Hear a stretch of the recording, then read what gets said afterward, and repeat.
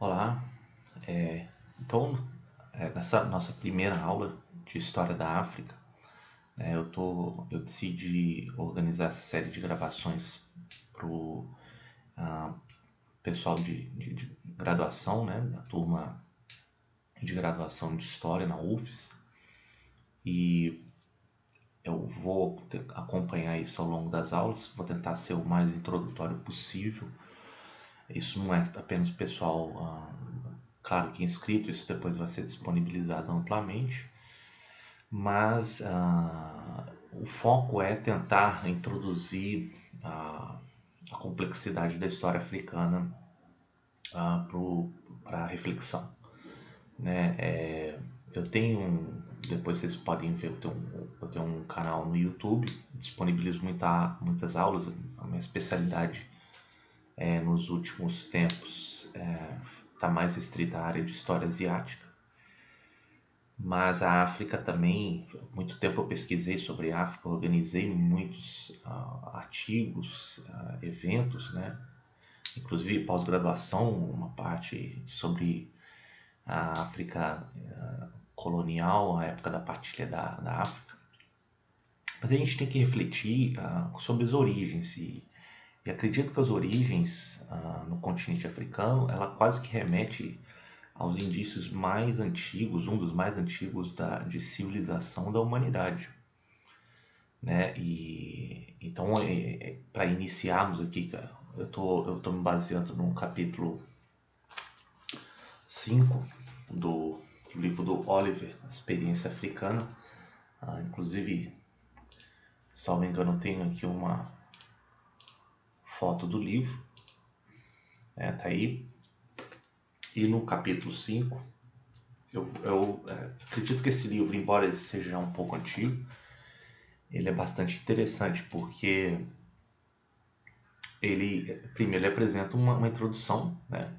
O Oliver é um dos maiores estudiosos africanistas, ele ajudou a fundar, junto com outros, o FAGE, inclusive ele organiza grandes coleções, ele é um dos diretores que depois funda a London School of Oriental and African Studies, uma das cadeiras nos institutos de estudos africanos e estudos orientais mais prestigiosos do mundo, em Londres.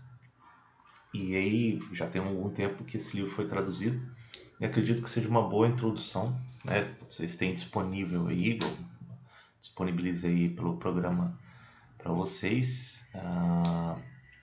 Eu posso colocar também links aqui embaixo. E o outro livro que eu iria indicar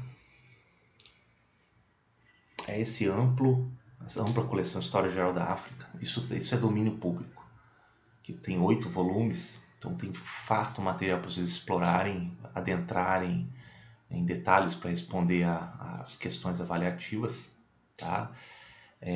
Aqui não falta material nesse sentido. Isso foi organizado na década de 70, 80 e isso ainda bem que virou domínio público e foi traduzido para o português. Também tem um outro livro que eu acho interessante indicar, que é esse do Martin Meredith. Esse é um pouco mais recente, foi traduzido há pouco tempo, que é O Destino da África. É bastante legível esse livro. E eu também disponibilizei para vocês na primeira aula de apresentação. E esse livro é muito legal. Ele já escreveu um livro que já fez bastante sucesso na época da África mais contemporânea, que é o The State of Africa. Agora esse aí, que é o Destino da África, ele é mais amplo. Eu recomendo vivamente esse livro, né? Então essas são as 3 dicas que eu iria dar para vocês. Então vamos ao Antigo Egito. Então, qual é que se situa o Antigo Egito? O Antigo Egito, na verdade, ele é primeiro um resultado de uma localidade geográfica. Essa localidade geográfica ela permite, primeiro, uma concentração populacional na parte mais setentrional, 900 e poucos quilômetros a norte, ao longo do curso do rio Nilo. O Nilo Azul e o Branco eles se juntam. Do Nilo Azul, que vem das terras altas da Etiópia, ele tem uma regularidade de enchente ou baixa, de acordo com os meses do ano. A regularidade vem mais das terras mais a sudoeste, que é o Nilo Branco, né? Que aí já tem um lodo. E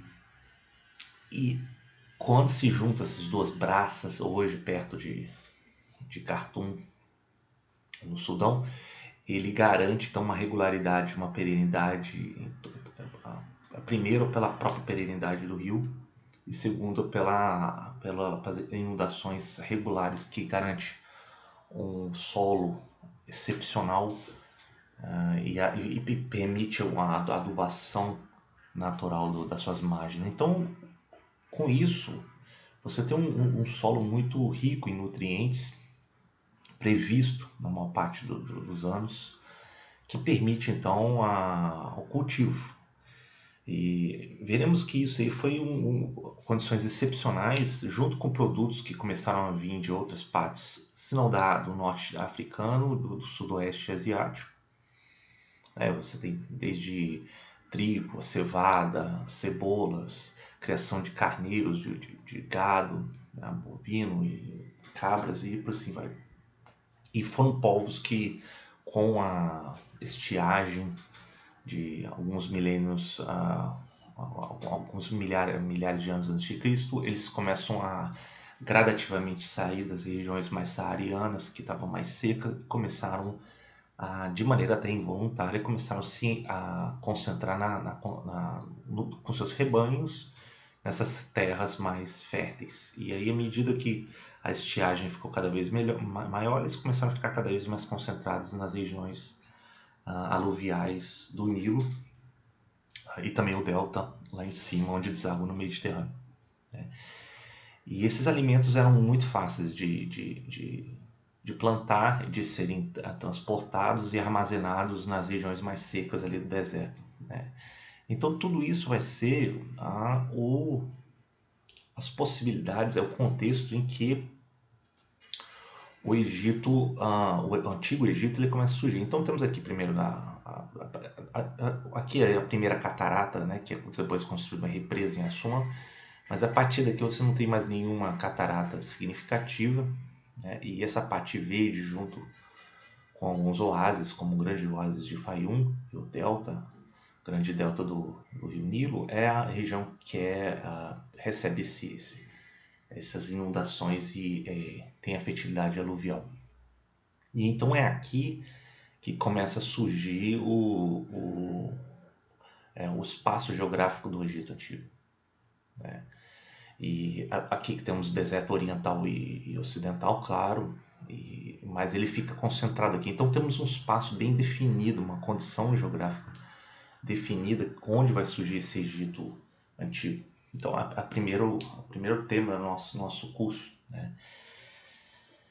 E essa abundância de alimentos, né, vai gerar um aumento populacional. Isso em outras partes também do mundo, como no Rio Amarelo, depois no norte da China, ou no Vale do Rio Indo, com a cultura do Mohenjo-Daro e Harappa, também na região mesopotâmica, com a grande inundação, embora na Mesopotâmia ali no sudoeste asiático tem muito mais catastróficas as inundações, elas são muito pouco controladas, inclusive daí pode ter vindo a fonte para o mito depois vai ser o dilúvio, né, bíblico. Mas outra coisa que é interessante é que no Nilo você permite, além dessa condição restrita nilótica e a concentração populacional e excepcional fertilidade, você também permite uma integração no corredor norte-sul, porque as correntes do Nilo elas vêm do sul e desagam para o norte, mas os ventos predominantes vêm do norte e vão para o sul.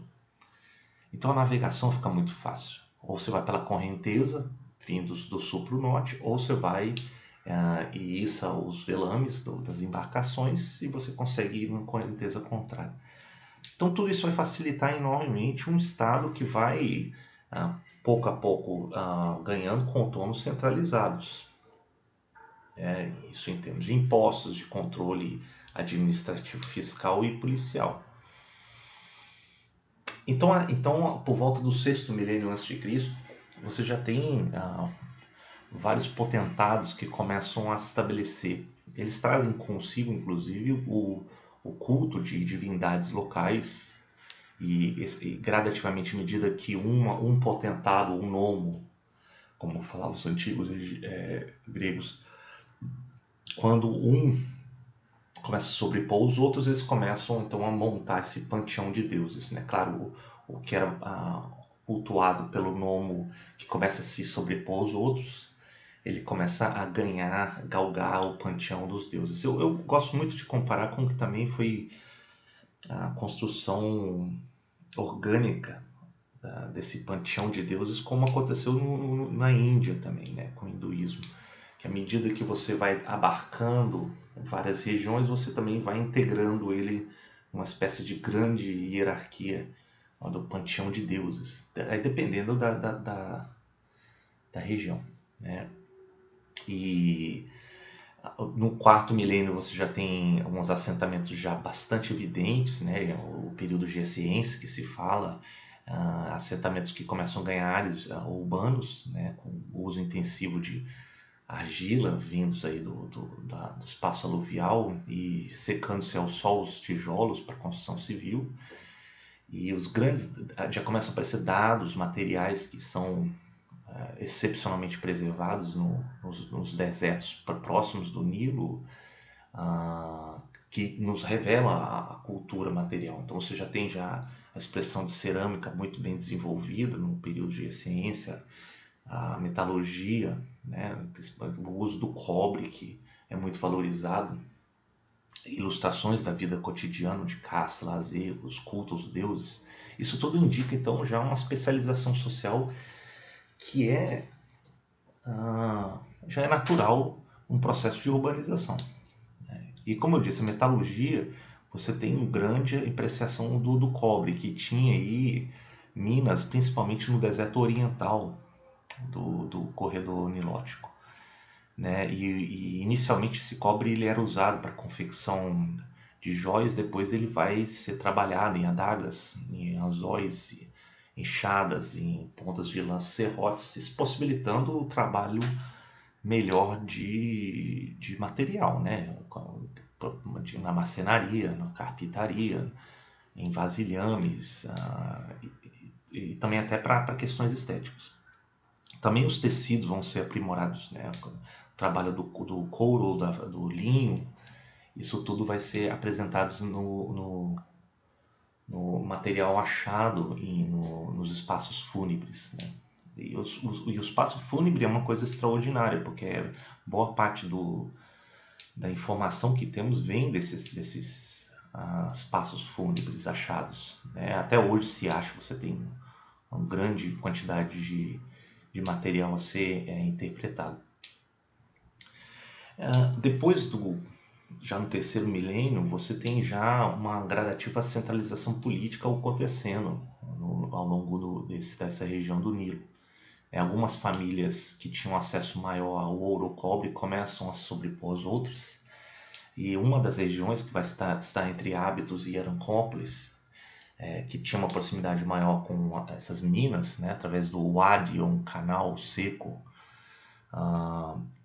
o leito seco de rio, o Wadi Hammamet, que tem uma proximidade das minas e depois que teria ligação com o sudoeste asiático via o Mar Vermelho, ele começa a sobrepor as outras regiões. Então essa região aqui, próximas de Ábidos, começa a sobrepor, né, tanto a jussante quanto a montante aí no corredor nilótico. Isso é a primeira expressão de centralização do Egito Antigo. E a proximidade que eles têm com a ligação com o Mar Vermelho e também com o Sudeste Asiático vai permitir uma troca comercial, cultural e até mesmo serviços militares também extraordinário. Então isso vai dinamizar ainda mais uma mudança na história egípcia antiga. E aí surge uma questão de um líder que vai unificar, né, tanto o Alto e o Baixo Egito, que vai ser o conceito do faraó, que vai desenvolver uma ideologia de descendência divina e de que ele teria então uma excepcionalidade divina diante de seus súditos. Então é um processo de legitimação trabalhada com a religião, e a religião faraônica ela serve esse propósito, inclusive algumas vezes inclusive fortalecer tanto essa classe sacerdotal que por vezes ela até chega a ameaçar o conceito faraônico. A gente vai ver isso brevemente. Então a figura do faraó ele carrega, ele é uma herança de um passado, talvez seja de um líder sacerdotal arbitral, desculpa, de origem da região norte oriental africana, que arbitraria os interesses rivais aí de cultivadores e pastores, né? E disso começa a surgir então as figuras, as insígnias, as faraônicas, né, que são muito bem trabalhados. É quase como uma espécie de propaganda depois, quando é retratado os símbolos e a figura maior, padronizada do faraó nos templos e construções ao longo do Nilo. E a primeira figura que surge vai ser talvez o faraó, o Narmer, talvez, Narmer no quarto milênio antes de Cristo, achados em Ábidos, ou Menés, que é retratado já nessa postura, primeiro maior do que outras figuras, sendo o filho de Horus, simbolizado aqui por uma águia, e ele retratando aqui pelo seu chapéu, senhor do Alto Egito, né, a castigar um rebelde, um escravo, tal, um estrangeiro, até pela roupa e pelo cabelo você percebe que os traços são diferentes. Então talvez seja a primeira figura aí no quarto milênio antes de Cristo do conceito do faraó. E o Estado faraônico ele começa a se estruturar em termos burocráticos, não necessariamente em termos feudais. Até evita essas questões mais de feudais ou não, porque corremos o risco de sermos anacrônicos, ou seja, aplicar um conceito de outros lugares, de outras épocas, para o Egito faraônico. Era muito mais burocrático no sentido de que os funcionários, todo o Estado funcionava em cima de funcionários que coletavam impostos e relatavam, né, os impostos, os estoques, o número de homens, a mão de obra que poderia ser usada em determinados momentos para, claro, realizar grandes obras de irrigação, fins militares, construções fúnebres e por assim vai, né? Agora, correndo com risco, você também tinha organizações religiosas que muitas vezes eram isentas. Então, por exemplo, o Templo de Amon em Tebas, que vai ser uma das maiores depois, ela tinha um grande privilégio de não precisar contribuir com a coleta de impostos. E muitos também se dedicavam a isso, eram pessoas que tinham já uma ideologia muito firme, muito coesa e tradicional, né? E grande prestígio que tinha na sociedade faraônica. Mas voltando aqui ao Estado faraônico, então ele teria ele seria fruto primeiro de séculos de uma ideologia unificadora, né? Que vai possibilitar empreendimentos enormes, né? Em torno de um conceito de divindade do faraó e sua família, né? Então, que seria uma encarnação de Horus, que seria o filho de Osíris e de Ísis. Todo esse contexto teológico ele vai permitir então uma continuidade extraordinária da história egípcia, né? São mais 31 dinastias vindos desde 3100 a.C. até o final da dinastia pós o novo reinado, que vai ser os Ptolomaicos em 332 a.C., com a morte de Cleópatra, né? Até, então, voltando, desculpa a interrupção, até a Cleópatra, que vai ser os últimos Ptolomaicos, é aquela que carrega mais essa tradição ideológica do faraó. Porque depois aí os helenistas, vindos de Alexandre Magno, eles vão começar a tentar retrabalhar as ideias helenísticas com as ideias faraônicas. Então esse já é um período posterior, já pós-ptolomaicos, né, em diante. Isso vai mudar em diante. Desculpa, na verdade, os helenísticos eram os últimos que carregavam, que misturaram os conceitos helenísticos com os faraônicos vindos de Alexandre o Grande, né? Depois disso, você tem toda uma desestruturação ideológica com a presença cada vez maior do cristianismo. A gente vai ver isso na próxima aula, e também a dominação romana, ela começa a descaracterizar essa continuidade ideológica. Agora, temos aí quase que praticamente 3.000 anos de uma continuidade, uma coesão. Isso vai também muito além. A gente vai ver na Núbia, ao sul, ela também carrega essa herança ideológica, cultural da escrita, da padronização das imagens, da ideologia de um faraó, uma figura divina. Isso é extraordinário.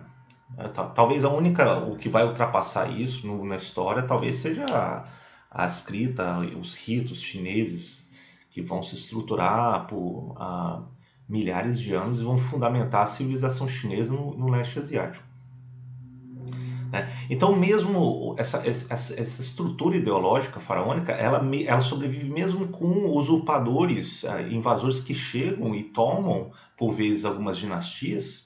São 31 dinastias, ou em períodos de crise, como entre o grande período do Antigo Reinado, que termina em 2180, ascende depois o Médio Reinado, que vai até 1640 a.C., e depois o Novo Reinado, né, de 1570 a 1075 a.C. Até mesmo esses outros povos, quando eles chegam, eles assimilam, eles tentam se legitimar como o faraó, utilizando todo o aparato ideológico dos templos, os benefícios que os templos usam, e como ele legitima a divindade faraônica diante dos súditos. Então esse é um conceito, um trabalho que apresenta uma continuidade extraordinária. E hoje a gente tem a riqueza material achado nas tumbas que vai permitir com que a gente consiga ler isso, né? Então temos uma continuidade, e também temos a questão de um crescimento populacional excepcional decorrente dos trabalhos coletivos, né? Que não necessariamente são escravos, tá? Então temos uma grande discussão hoje se tinha um largo uso de mão de obra escrava no Egito. Evidências ainda frágeis a respeito disso. É muito mais um trabalho coletivo por alguns meses do ano, fins civis ou militares, que era obrigação como uma forma de imposto, mas não necessariamente uma escravidão. Embora tenha, sim, escravos, mas não um grande contingente como vai ter depois no século XVII, século XVIII, que grande parte vai ir para a orla americana, vindos aí da costa do continente africano. Então a gente tem um crescimento aí, por exemplo, de 2 milhões de habitantes estimado no começo do terceiro milênio, para dobrar para 4 milhões aí no milênio seguinte, e quase chegando a 8 milhões, dobrando novamente no final do primeiro milênio antes de Cristo. Então só para vocês terem uma ideia, no final do primeiro milênio antes de Cristo, você tem praticamente metade da população do continente africano concentrados nessa região nilótica. Então é algo excepcional, é algo que a gente deve ter em mente quando analisarmos essa região, né? Então, agora eu analisei boa parte dessa região aqui, da primeira catarata, segunda em diante, para o norte, tá? É aqui que vão começando a surgir, por exemplo, em Saqqara, depois Giza, vão ser as inconfundíveis tumbas e formas piramidais que marca o horizonte. Giza, por exemplo, hoje já foi engolido pela região metropolitana do Cairo, assim como a Esfinge. Você tem o Tebas, que floresce no Novo Reinado, que tem um templo de Luxor e o Vale dos Reis. Ábidos, que foi uma das primeiras capitais, também temos aí já na região mais ocidental os templos. Regiões mais aí ao sul, quase que marcando uma fronteira na transição das negociações e transações, desculpa, de comércio e de imposição militar vindos do sul para alimentar a região mais ao norte do corredor do Nilo. Temos fortalezas como o Templo de Ramsés II, Abu Simbel, perto da região de Assuã e por assim vai. Agora, como eu disse para vocês, isso com o tempo, com a crise dinástica, você tem a ascensão de outros povos que tinham assimilado a ideologia, a cultura faraônica. Então, uma dessas regiões, no primeiro milênio antes de Cristo, vai também se centralizar com a cultura faraônica. E no período de crise, como por exemplo entre o Antigo e Médio Reinado, né, entre a região da primeira e terceira catarata, e isso é uma região próspera, porque é uma região que tem acesso a cobre e o ouro, né, ascende uma dinastia própria, que vai ser centralizada na capital, em Kerma. Né? E aí vai marcar então um reinado que não é egipcianizado. Ele, na verdade, ele desenvolve a questão faraônica, ele se estrutura nos termos faraônicos e que surge, eventualmente, num vácuo de poder ao norte, ele surge um reino independente, que vai ser o reino da Núbia. Né? Então aí o Nilo, nesse sentido, ele até permite também, pela mesma orientação que tem ao norte, ele permite também uma integração, embora tenha já as condições aluviais são parecidas, né, nessa região, mas você tem já algumas cataratas que vão interromper a possibilidade de navegação ininterrupta. E entre o reinado novo e médio e novo no Egito faraônico, você tem outra ascensão também desse reino núbio. Né? E é desse período que, por exemplo, você tem a apresentação da escrita hieroglífica tradicional faraônico, né? do período. Também nos túmulos você acha isso. Inclusive os túmulos começam a ser até maiores do que observado nas outras regiões mais ao norte, ao longo do Nilo, nessa região de Kerma. Né? E quando o novo reinado começa a surgir no Egito, inclusive sobre Ramsés II, ele vem e ele domina toda essa região sul, ele estabelece uma espécie de vice-reinado de Cush, né? Então ali ele é plenamente dominado, novamente essa região é integrada, você tem inclusive a presença obrigatória de famílias reais núbias da região que tinham que habitar em Tebas, e ali eles eram educados e adquiriam seus hábitos e costumes.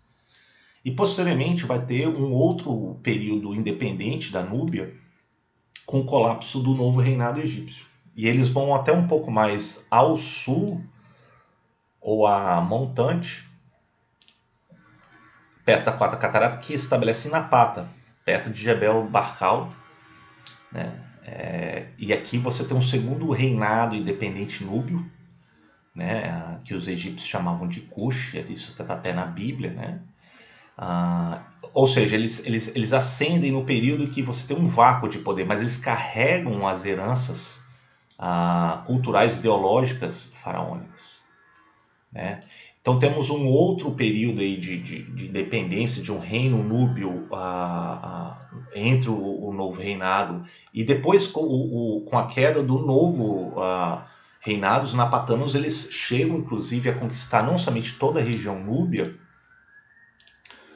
né, da quinta catarata até a primeira catarata, como também que constitui a 25ª dinastia faraônica, eles dominam toda a extensão nilótica. Né? Aí tem um grande debate se eles eram uma de etnia diferente. Não, eles tinham uma tradição linguística diferente, embora eles tenham incorporado toda a escrita, a ideologia faraônica, os deuses inclusive, né? E enterravam em pirâmides, inclusive o Sudão, que hoje é boa parte do que a gente se refere aqui como a Núbia, hoje se encontra no norte do Sudão, e o Sudão inclusive é onde tem o maior número de pirâmides, porque eles continuaram por muito mais tempo do que o restante da região do Nilo, ao norte, porque ali eles foram muito mais conservadores, eles preservaram os antigos hábitos de enterrar em formas piramidais do que ao norte, que já tinham abandonado as construções piramidais. No novo reinado eles passaram a enterrar mais em formas de túmulos na terra, né, como o Vale dos Reis, perto de Tebas, de Luxor, que se observa hoje. Mas eles foram claramente influenciados pela arte egípcia, né? Então, você tem templos, a Amon, a ideologia usada nas pinturas e nas construções piramidais. Mas voltando aqui a enfatizar que essa região núbia só prospera quando há uma crise maior no norte egípcio, né? E tinha outras limitações. Então a demografia núbia ela não chegava à altura da egípcia, porque a planície aluvial ela era muito mais inconstante, a integração era muito mais precária. O rio ele não segue uma orientação norte-sul, ele tem uma grande curva, e além das cataratas, que não permite uma navegação perfeita. Os ventos muitas vezes atentam contra a correnteza, então fica muito difícil. Essa região aqui mesmo era feita a pé, né? Porque os ventos e a correnteza ficavam no mesmo sentido aqui. E aqui você tinha um processo mais demorado de contato, de rota comercial, e até inclusive isso aqui era uma rota que era muito propensa a roubos, a saques, né? E inclusive o uso de camelo, que já é reportado já, né? Não somente camelo, como de gado, de transporte, seus produtos até a Quinta Catarata. Muito do que vinha do sul, tá? Da região núbia, depois para demandar o que era demandado aqui na região do mais ao norte e também do sudoeste asiático e em diante, né? Mas a Núbia, o Kush, como queira, eles prosperam intermediando esse comércio, né? Então, era peles, ouro, marfim, escravos da região mais ao sul, né? Que eu coloco aqui como África Negra, mas é um termo que hoje nem se usa mais, né? Porque o que é África Negra, África Branca, isso nem não existe. Com as demandas do mundo mediterrâneo ou até com o sudoeste asiático. Tá? Eu tenho umas fotos aqui, então isso aqui é uma das fotos do Amenófis IV, ele vai ser conhecido como Akhenaton, que ele tentou trabalhar no novo reinado ah, uma forma já de um culto de um rei, de um deus único, o deus Sol. E ele vai desafiar toda a classe sacerdotal, por exemplo, de Amon, e depois ele cai em desgraça quando ele tenta constrói uma capital nova, e depois ele é perseguido, e até suas heranças são praticamente apagadas da história egípcia, né? Temos aqui um magnífico complexo construído por Ramsés II perto da primeira catarata, que vai ser a Buzimbel, quando eles construíram a represa de Assuan. Todo esse complexo foi transportado para uma região mais segura.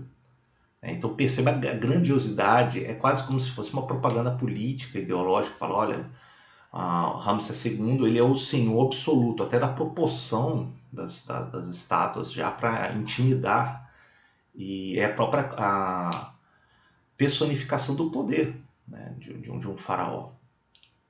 Isso aqui é perto de Meroe, que vai ser a última capital da região da Núbia, já muito além da Quinta Catarata. Essa região é muito rica em minério de ferro, a forja do ferro, da metalurgia, ela é muito próspera dessa região. Inclusive tem muitas teorias falando que ali foi desenvolvida uma técnica de metalurgia de ferro completamente própria, não sendo influenciados por nenhuma outra região do mundo. Então há um grande debate sobre se fala se a metalurgia veio da região do Sudeste Asiático ou não, mas parece que a técnica usada foi totalmente desenvolvida de maneira própria na região Meroe, e prospera essa região já quase na virada da era antes de Cristo para depois de Cristo. Então a gente, encerrando a primeira parte das aulas, a gente viu então como é que primeiro as condições excepcionais do Nilo permite depois, ao longo dos milênios antes de Cristo, um Estado centralizado que vai desenvolver uma ideologia própria, a faraônica, e isso vai influenciar vários povos ao redor, inclusive os núbios que chegam a assimilar, e também em período de crise, eles chegam até inclusive tomar toda a região do Egito Antigo, controlar como na 25ª dinastia, e como depois isso vai decair, né, um processo de desintegração, com o fim da última dinastia considerada faraônica, que vai ser dos Ptolomaicos, né, e isso antes, os persas já tinham já tentado administrar e conquistar a região, os assírios também, e os ptolomaicos depois de Alexandre o Grande, que inclusive funda a cidade de Alexandria, né? Tenta preservar a cultura e fundir com alguns valores do helenismo. Isso tudo vai ter um fim já quase na virada antes de Cristo para depois de Cristo, no período romano. E isso tudo, então, foi o nosso tema na nossa primeira aula. Na aula seguinte, a gente vai ver que haverá uma entrada de outras ideologias vindos do mundo mediterrâneo, do sudoeste asiático, e vai começar a catalisar uma série de mudanças nessa porção mais norte e nordeste do continente africano.